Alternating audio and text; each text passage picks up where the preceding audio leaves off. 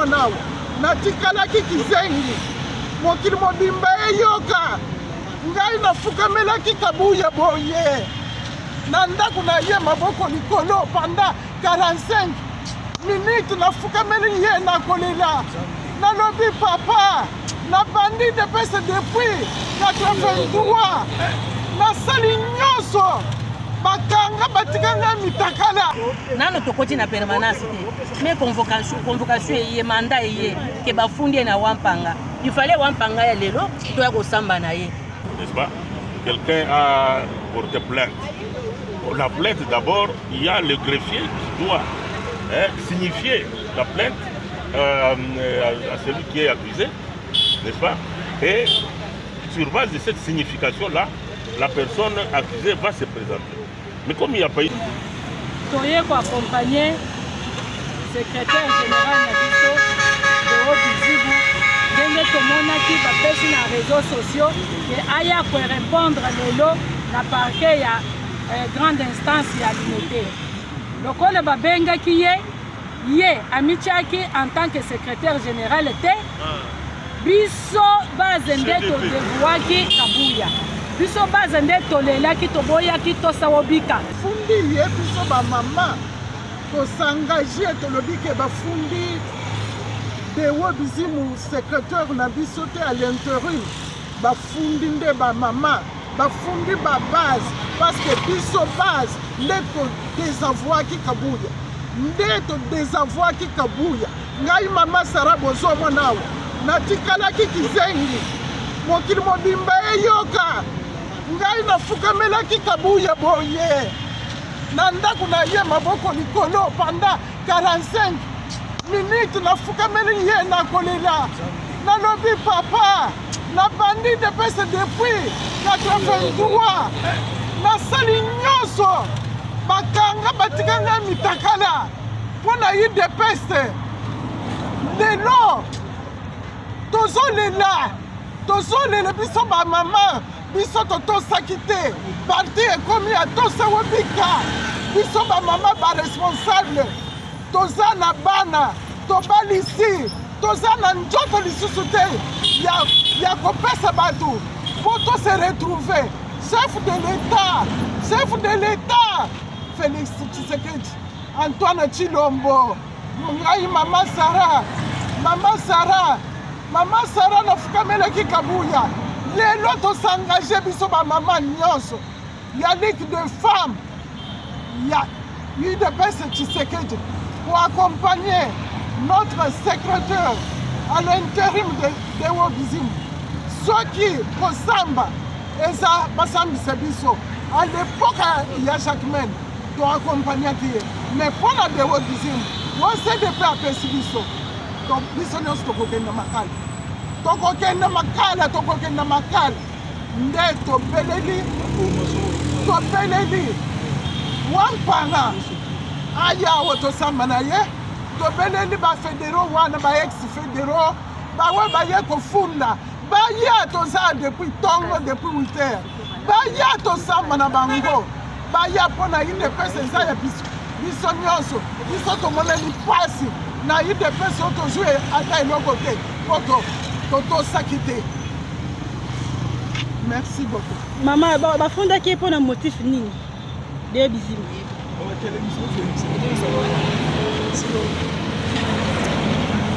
tokoyi bamotif oyo esali ke bafunda secrétaire de Haut-Bizibu biso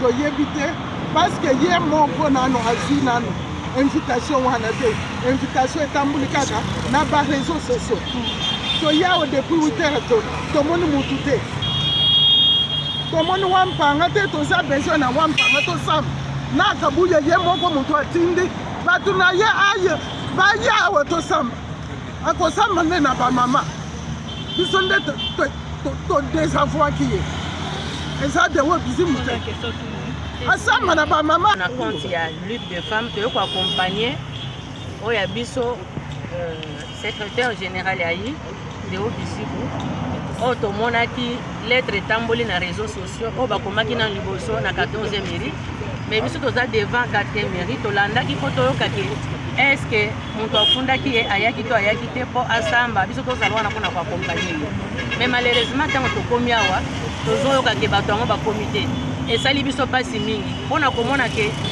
notre CG Deo Bizibu azali oyo azorevenir na mibeko ya statut na biso puisque CDP nde atie ye na place wana mpona komona ke makambo eleki mingi na parti na biso tomonelaki mpasi tosa obika tolembi yango bouti komona ndeko na ngai ayebisi bino mpasi oyo amoni mpasi biso nyonso basi tomoni eleki ebele mutu na mutu nde tozali awa aza na dossier na ye akoki koakize nango tomoni trop c'est trop yango tolobi ke cette fois-ci lokola bakonzi na biso oyo babenga discipline epesi biso oyo ya biso toye kolanda ye biso nde totie ye biso nde tosepeli na ye biso peuple pyramide renversée nde yango ezokorige batikele asala te nano asali te nano tokoti na permanence te mais convocation eye mandat eye ke bafundi ye na wampanga ifale wampanga ya lelo toya kosamba na ye mais toregrete mpo toyoki ke wampanga akomi nanu te nde yango tozali ya motife na biso kozala eza ke bafundi mokonzi na biso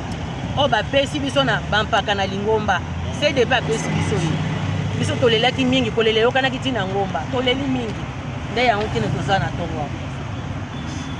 Merci beaucoup. Merci. Changement na kati ya UDPS. Toye koaccompagner secrétaire général na biso Deo Bizibu ndenge tomonaki bapesi na réseaux sociaux ke aya korépondre lelo na parquet ya grande instance ya l'unité.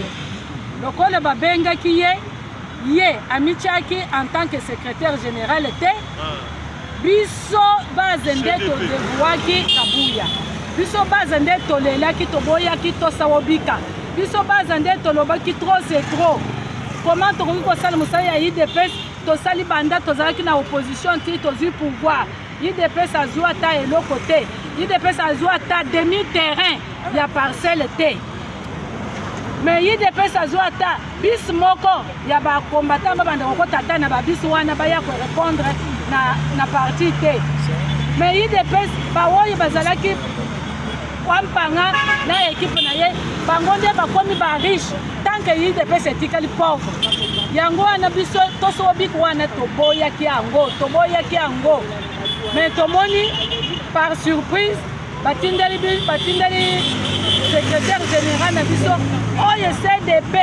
CDP oyo alongolaki kabuni CDP oyo atiaki kabuya CDP oyo azotia lelo Bizibu yango CDP wana nde kabuya aboyi kotosa ale afundi Deo Bizibu po aya kosamba na dossier nini tozoyeba te azwi ya ye nini tozoyeba te puisque biso base nde toliviye biso base nde toavoué kabuya mpona tosobika mais aye kofunda ye mpona nini ntango toye po toyoka biso moko tosamba tolingi tosamba na wampanga na kabuyi tosamba na bango po baye balakisi biso bazowelele na Deo Bizibu nini balibere permanence Deo Bizibu asala mosala biso base ntango tokomona ke akosala bien te biso base nde tokodeside lisusu mais asali nanu te bango bazowele na ye nini UDPS toza pyramide renversée bango balingi babanda kotia kaka dictature tosobika yango toboyi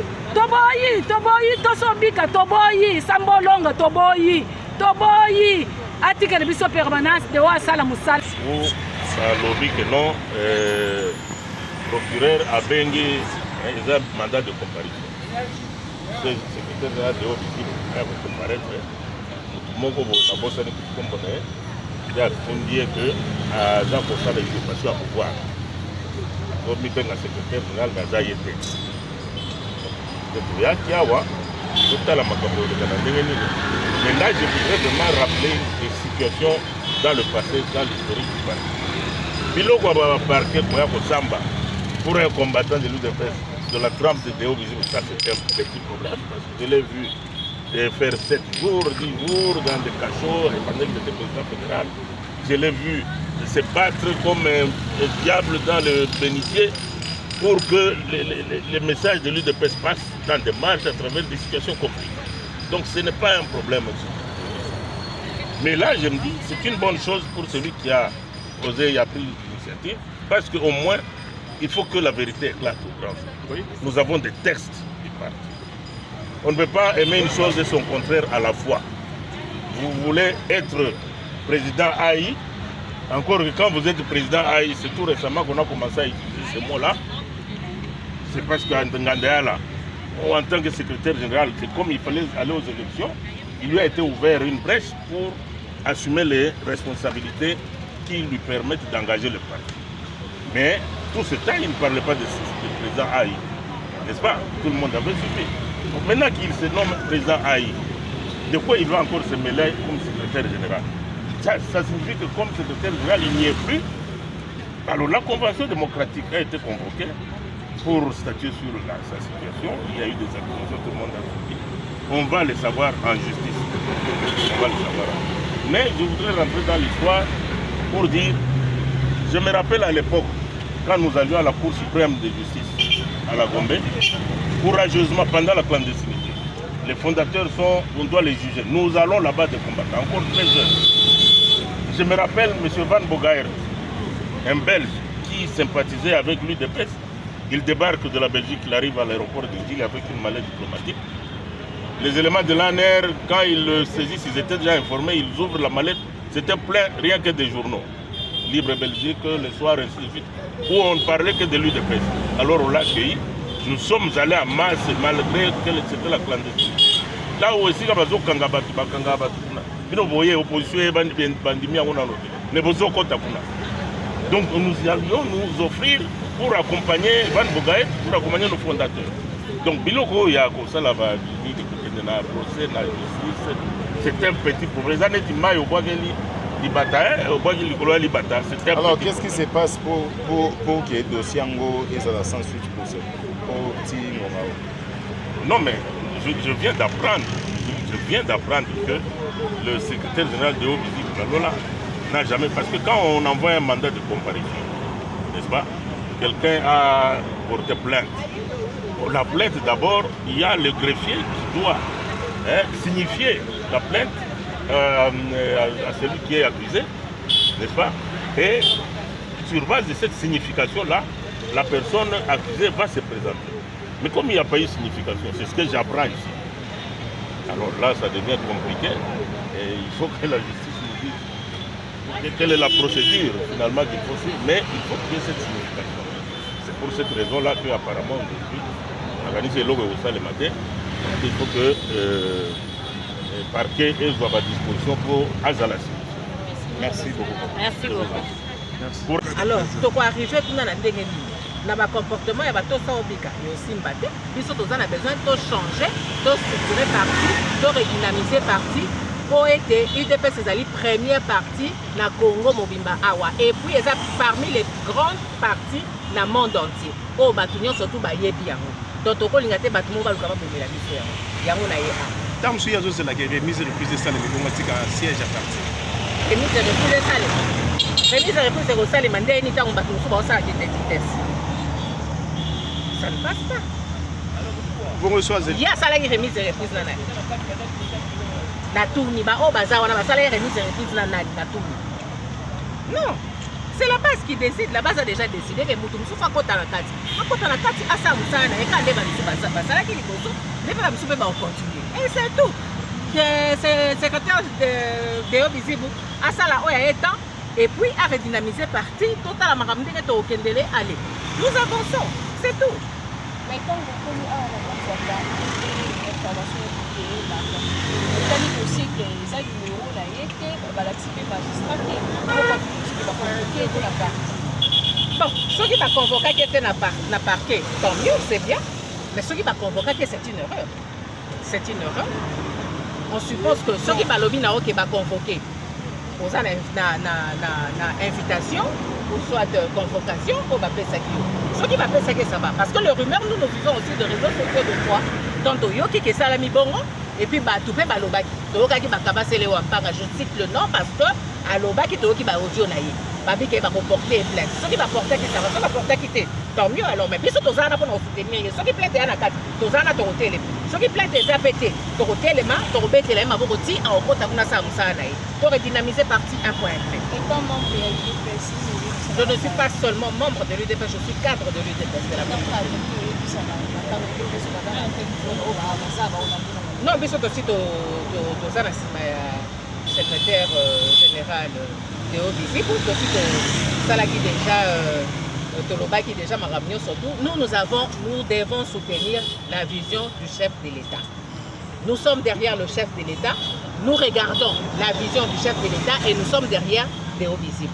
C'est tout. Merci. Merci beaucoup. Je me suis déjà présenté, je dis je réponds au nom de Madame Patricia. Secrétaire général, CDP Moutetiaka est secrétaire général.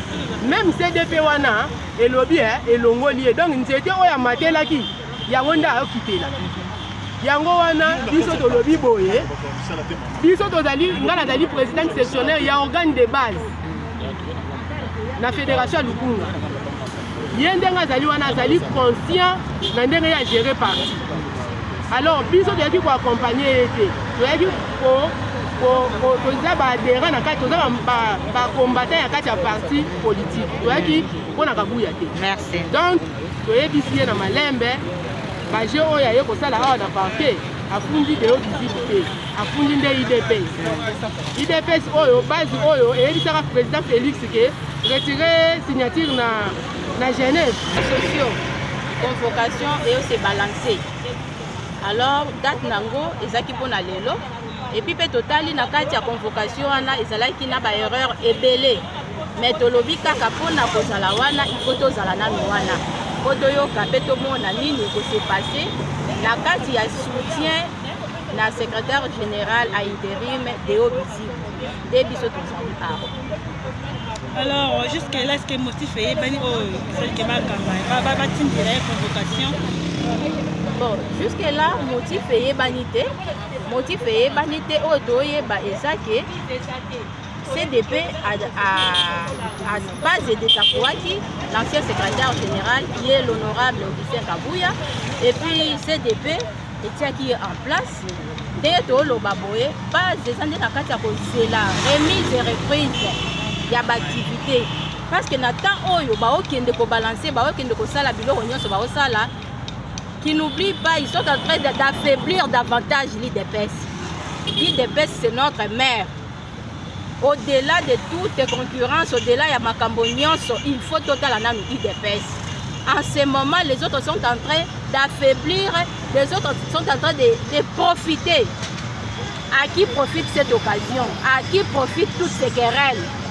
Ceux qui battent la mitema, il y a comment on a pensé que notre zone a posé à l'IDPS. C'est-à-dire comment on a vu l'or nyoso, il y a quoi na kokende bokozonga boy. Et ça qu'on a qui s'est battu bazana pour ça que l'IDPS est survivre. Bato bazali na ba angui sur roche. Parce que ceux qui mutozana pour ça que l'IDPS est que des liboso, CDP Oyo et Tiaka honorable Kabouya comme secrétaire général. Quand la CDP Oyo, yangonde yo qui base et kolobake base à désavouer. Mais ndenge nini koki kokomati na niveau Oyo. Au moment où base le lobby que nous voulons le changement à la tête du secrétariat général. Mais maman, ce qui te montre dans Ngambu, toke na Ngambu ya secrétaire Kabouya ya lobby que avant ya longo il faut chef de l'État de alobake alongolier parce que hier yebi que chef de l'État de attaquer esika wana. OK.